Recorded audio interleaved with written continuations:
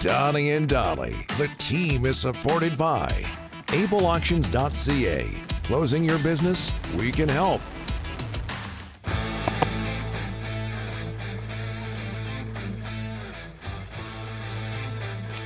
All right, it is Thursday, and all of our guests today are brought to you by our friends at Delaney's OK Tire.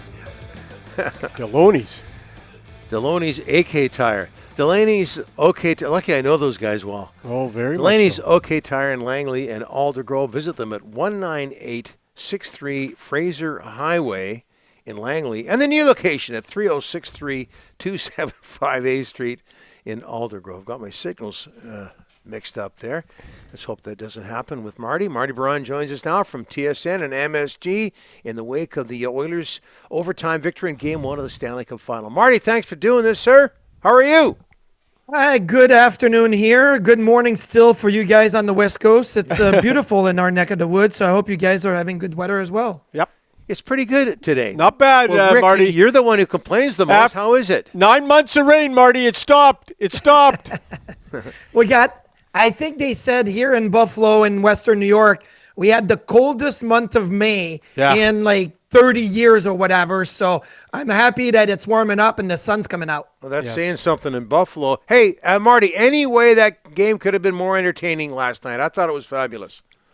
I mean, if it had been an 8-7 game, it probably would have been very entertaining, but for different reasons. I thought it was a great game. And I thought that what happened is that there was ebbs and flows, right? Like you get the Oilers to score first, Florida to come back, the controversial goal by Sam Bennett, and then Marchand on the power play.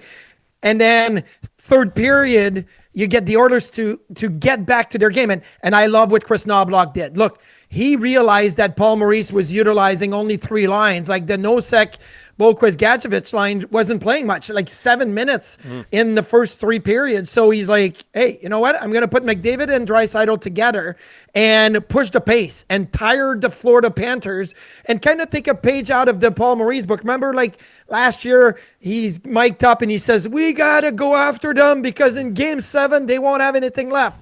Well, Chris Knobloch is like, I'm not waiting until Game 7. I'm putting my 2 guys together in Game 1 to push the pace, and Florida is going to tire. And then Paul Maurice has to play his fourth line a little bit more in OT. Nosek takes the puck over glass penalty, and it's game over. But, yeah, the ebbs and flows and the back and forth was fantastic in the game.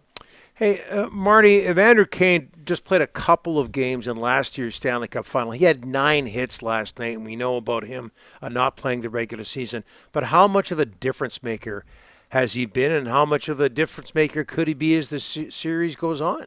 Yeah, no, he's definitely a difference maker. And what happened is not only does Evander Kane help the depth of the Edmonton Oilers, and since he's been back, right, the playoffs, this team has looked different. They've looked different because all of a sudden, Ryan Nugent-Hopkins, he was fantastic in the Dallas series. And now, like in the third period, I mentioned Draisaitl and McDavid playing together, but you don't have to switch everything. You just move RNH down one line. He plays with Kane and Kapanen, and it's like the top 6 was still really good.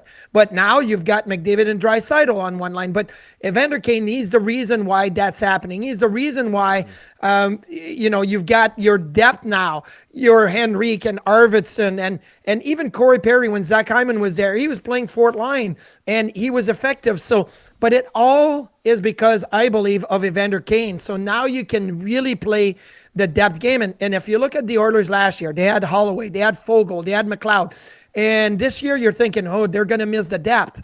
But when Kane came back, all of a sudden the depth was the key part of the Oilers. And I really feel like that is no coincidence. Evander Kane returning helped the rest of the group of forwards being able to play better. Hey, Marty, the ups and downs of Stuart Skinner are horrible against L.A. Pickard comes in, great against Dallas, up and down. But this guy, he's been really solid lately. He's been absolutely solid. So he was the number 1 goalie in the conference finals when you look at the expected goals save above expectations. So he had played at a level that nobody else did in the conference finals. Sergei Bobrovsky was behind him. And what was interesting in Game 1 is that I felt like, okay, this is a big stage for Stuart Skinner going back to the finals, and maybe there's going to be some jitter.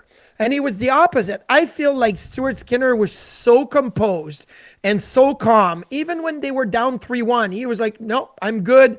I'm making saves. And he didn't have an easy third period. He saw 2 shots. And then all of a sudden in overtime, it's boom, boom, boom, boom, boom. Florida is on top of the Oilers. And Stuart Skinner was calm and played the game the way that he needs to. A little deeper in his crease, relying on his size and technical elements there. That was great.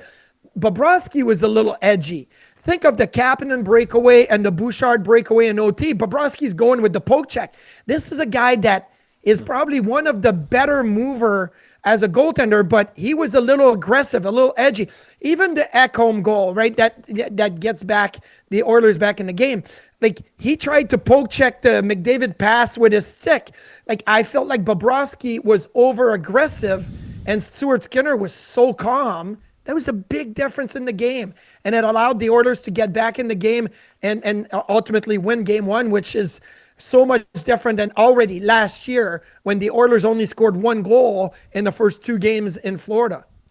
Hey, Marty, you cover the Buffalo Sabres. Bowen Byram's name is out there big time right now. A lot of teams are talking about him at the Combine in Buffalo. What can you tell us about the season Bowen Byram had? I thought he was fantastic. And look, we had 3 guys in Buffalo that had on the blue line that had over 40 points, Dahlin, Power, and Byram. And that was the puck moving ability of Bo Byram that helped kind of bring that group. He played with Rasmus Dahlin for a big part of the season. And Byram, despite the fact that he's a left-hand shot, played the right side with Dahlin. And there wasn't they switched a lot, like in game. But, when you look at the way the lineup was set, he was the right defenseman, Dahlin was the left defenseman, and you didn't see a drop off. And I think that's the thing with Bo Byram is that in Colorado, well, obviously you had Cale Makar and you had Devon Toews and you had Sam Girard, and it feels like Bo Byram was like, kind of number 3, number 4 in the depth, but he can play as a top pair, as a top 2 defenseman. Now, later in the season, he went back to the left side a little bit, played a little bit with Power as well on the right. So they kind of moved things around, but he can be used in a lot of different situations. Great skater, great puck mover. I think he is going to be, given a really nice contract, but there is some speculations now that maybe he wants to, explore other things and, he'd be eligible for an offer sheet. So the Sabres may want to look to see, well, is there a better fit for Bo Byram if he doesn't want to be here in Buffalo? But I'm pumping the brakes a little bit on that. I think agents at this time of year like to put, a lot of speculations out in the world because they want to raise the value of their clients. And, that's something that has been going on for Bo Byram for sure. All right, the Combine's in Buffalo. You went 16th overall in 1995. These kids get scrutinized at these Combines now, Martin. They get asked a ton of questions. They get grilled in these one-on-one meetings. How was your draft year? So we did not have a combine like what they're doing now. Teams would bring a bunch of us in. So especially the guys from the Quebec League, where we went to Washington and had a meeting with the Washington Capitals. There was about 6 or 7 of us.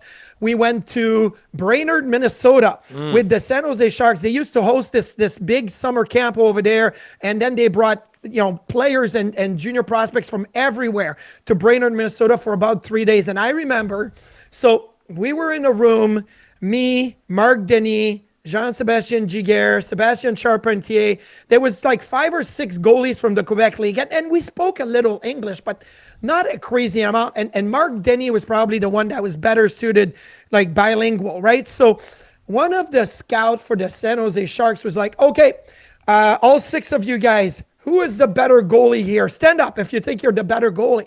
And we're all good buddies, right? We're all looking around like, I don't want to stand up. Like, I don't want to sound like I'm this cocky, like I'm the best, right?